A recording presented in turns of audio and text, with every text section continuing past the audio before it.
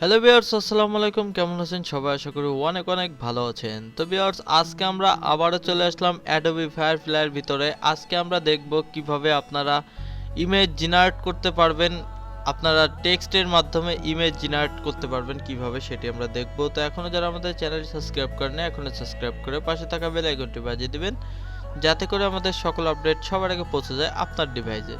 তো ভিউয়ার্স, এখানে আমরা চলে আসলাম কিন্তু অ্যাডোবি ফায়ারফ্লাইয়ের ভিতরে, এটা বেটা ভার্সন। এইখানে কিন্তু দেখতে পাচ্ছেন আমাদের সামনে কিন্তু অলরেডি অনেকগুলো ইমেজ কিন্তু জেনারেট করা আছে। যদি আমরা এই ইমেজগুলো যদি আমরা চাই যে এই ইমেজগুলো আমরা অন্যভাবে একটু জেনারেট করব, তাহলে ইমেজের উপর আমরা ক্লিক করব।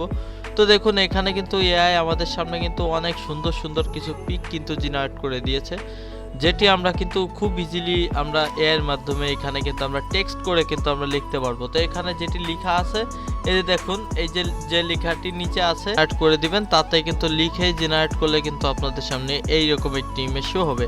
তো এখান থেকে আপনারা এখানে ফটোতে আছে, আপনারা যদি এখানে অন্য কোনো সাবজেক্ট আপনারা যদি এই ফটোটা যদি অন্য কোনোভাবে আর্ট করতে চান, তাহলে আমি একটু ডিজিটাল আর্টের উপর ক্লিক করলাম, আমি ফটোটা ক্যান্সেল করে দিলাম, ডিজিটাল আর্টের উপর ক্লিক করলাম। তো এখানে ক্লিক করার পর আমি যদি একটু জেনারেট করি, তারপরে দেখতে পাবো আমাদের এই ইমেজটা কিন্তু অন্যভাবে জেনারেট করে দেবে, ডিজিটাল আর্ট হিসেবে জেনারেট করে দেবে এআই। তো একটু ওয়েট করব, আমরা দেখতে পারবো।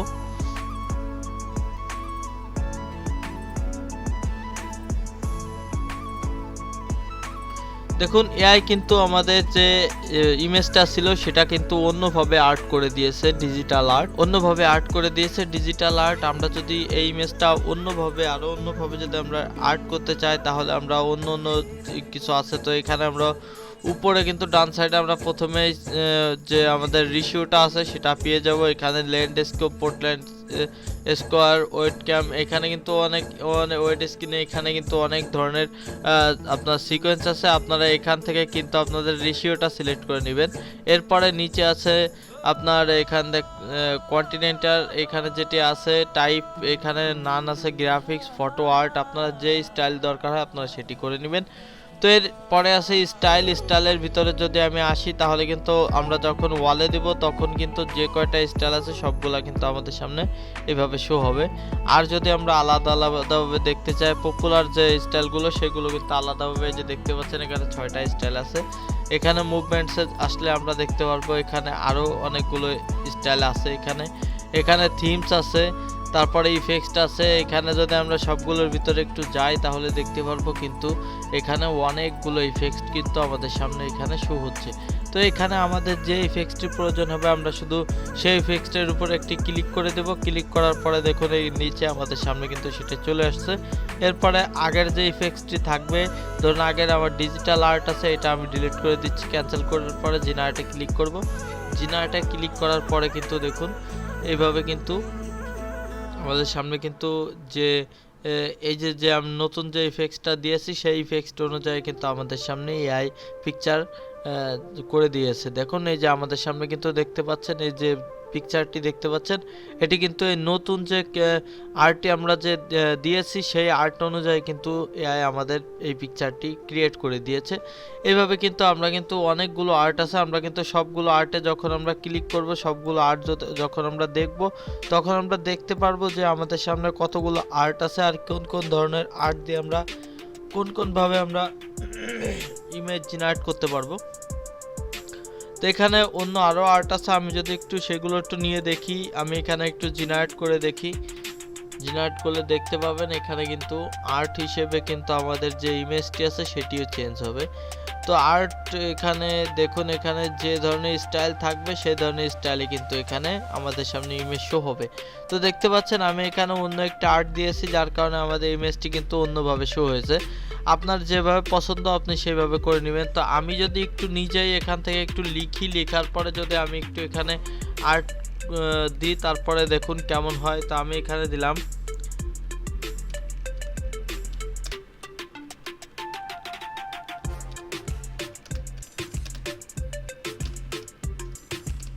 তো আমি এখানে একটি লিখলাম, এখানে আমি জেনারেটে ক্লিক করে দিলাম। জেনারেটে ক্লিক করার পরে দেখতে পাচ্ছেন আমরা যেটি লিখলাম সেটি কিন্তু আমাদের সামনে শো হবে।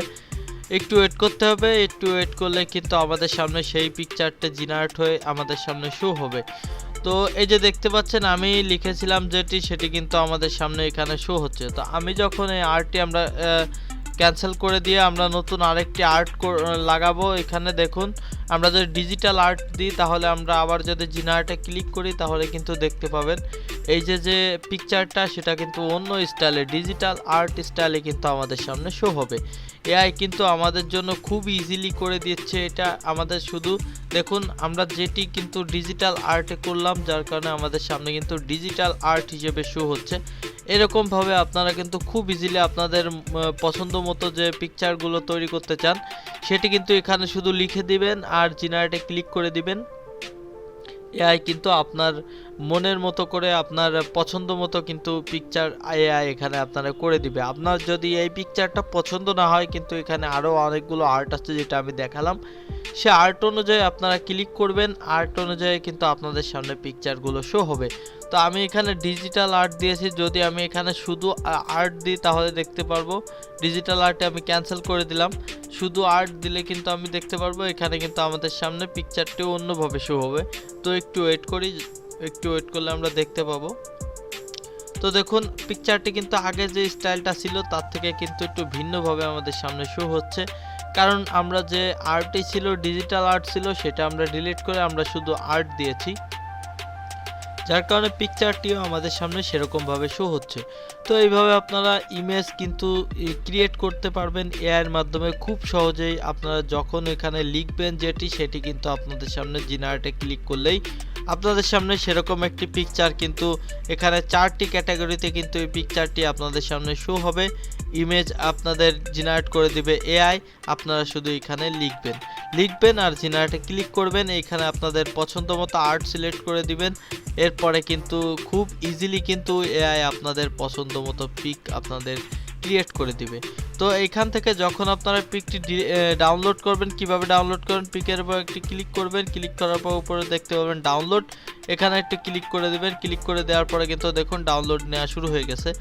তো এইভাবে কিন্তু ডাউনলোড অলরেডি হয়ে গেছে। এইভাবে কিন্তু খুব ইজিলি আপনারা আপনাদের যে পিকচারগুলো আছে সেগুলো কিন্তু আপনারা ক্রিয়েট করতে পারবেন এবং এখান থেকে আপনারা ডাউনলোড করে নিতে পারবেন। তো আজকের ভিডিও এই পর্যন্তই। সকলে ভালো থাকবেন, সুস্থ থাকবেন। আল্লাহ হাফেজ।